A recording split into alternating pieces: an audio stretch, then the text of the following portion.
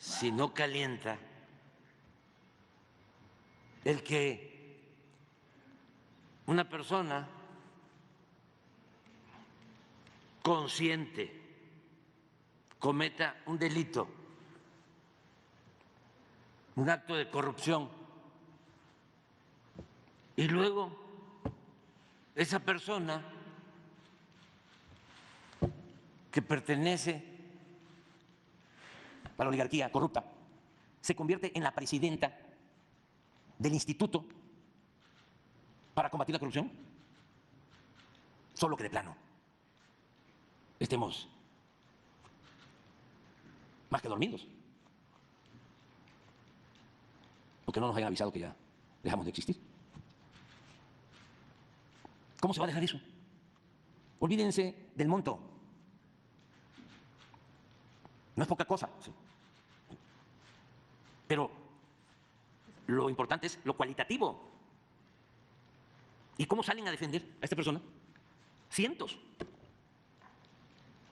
Y luego, ¿cómo usan como excusa el que para qué se dan a conocer datos personales? Y ya no hablemos de a cuántas personas ellos han calumniado, sin tener pruebas de nada. Entonces, es una contribución para que tengamos una sociedad mejor. Es para las nuevas generaciones, para que no vuelva otra vez a Aguilar Camín a engañar de que es un intelectual independiente, o Krause. No escucho a… ¿Cómo se llama este conductor que me confesó una vez que él era neoliberal? No, Zuckerman. Como tiene de maestro Aguilar Camín, está más ofendido que el mismo Aguilar Camín, llamándome miserable porque doy a conocer esta información. Ya Aguilar Camín, antes, ya me había aventado la madre. Pero es muy importante, sobre todo, pensando en las nuevas generaciones, que conozcan todo este tejemaneje de la corrupción y cómo hay grupos que se encargan de legitimar el robo y cómo actúan de manera prepotente, clasista, racista. Ellos sí pueden actuar de manera deshonesta, estar cobrando una pensión de 125,000 pesos mensuales de manera indebida. Pero al mismo tiempo decir que la pensión a los adultos mayores es populismo, o como piensan muchos de ellos, como lo externó en su momento Fox, cuando fui jefe de gobierno y comenzamos a entregar las pensiones a los adultos mayores aquí en la Ciudad de México. La primera respuesta fue: no estoy de acuerdo, hay que ponerlos a trabajar, como si no hubiesen trabajado los adultos mayores toda la vida. Nada más, ellos hablan, ¿no?, que son internacionalistas, hablan de que están a favor de la globalidad. Antes, ya todo eso se fue a la basura. Ese discurso demagógico que crearon para imponer la política de pillaje. Bueno, que había que copiar, y por eso desde el extranjero manejaban la agenda nuestra. ¿Qué aquí en México acaso se creó la agenda de las llamadas reformas estructurales? No, eso lo creó el Banco Mundial y el Fondo Monetario Internacional, y lo aplicaron en todos los países. Y antes de que nos impusieran esa agenda, habían las llamadas cartas de intención, donde el Fondo Monetario Internacional nos daba la receta a seguir. Para mí es un gran orgullo, para muchos mexicanos, que por primera vez en décadas México tiene un plan de desarrollo propio, con una agenda propia. Ni conozco al señor o señora del Fondo Monetario Internacional ni del Banco Mundial, y los respetamos, pero aquí la política económica la definimos nosotros. Pero bueno, ellos decían, hay que ser universal. Usaban mucho lo de la aldea global. Todos esos retazos de pseudas teorías. Bueno, ¿y por qué no copiaban lo del estado de bienestar, que surge después de la Segunda Guerra Mundial y se aplica en varios países europeos, sobre todo en los países nórdicos, en donde se tiene seguridad desde que se nace hasta que se muere? ¿Por qué eso no lo copiaron? Hablando de Dinamarca, ustedes saben, en Dinamarca no hay pobreza, no hay violencia, y tienen establecido el estado de bienestar. ¿Qué significa?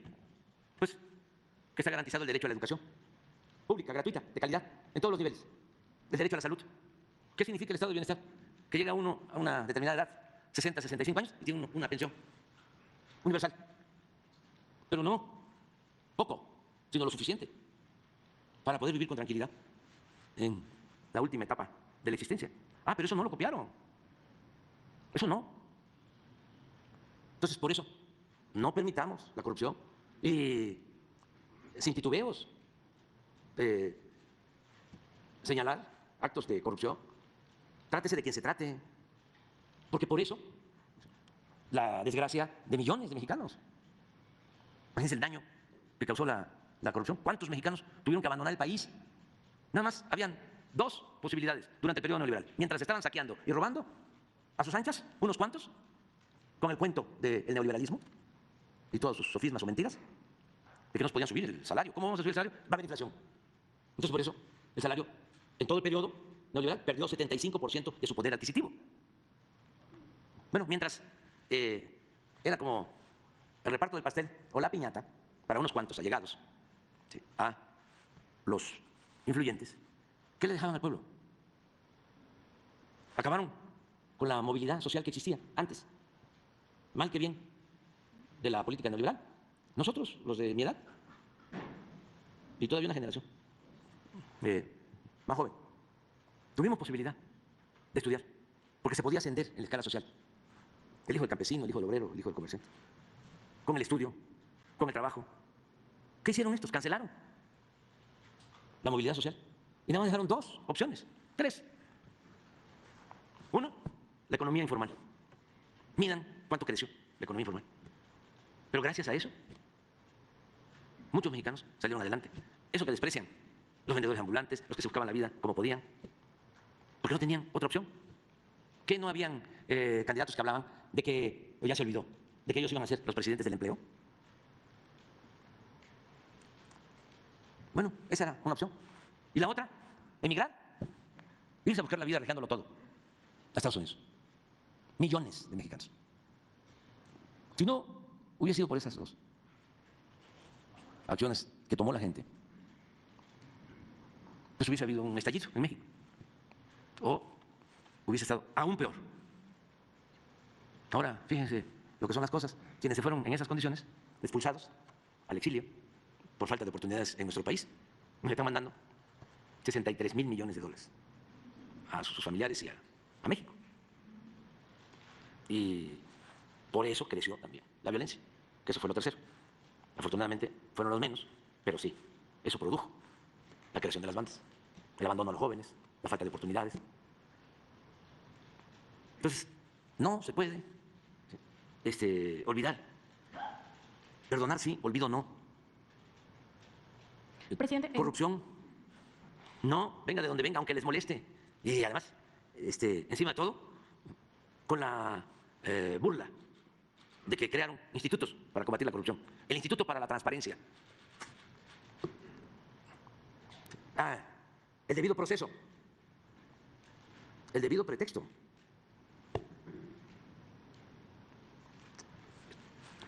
Hicieron una especie de gobierno para ellos.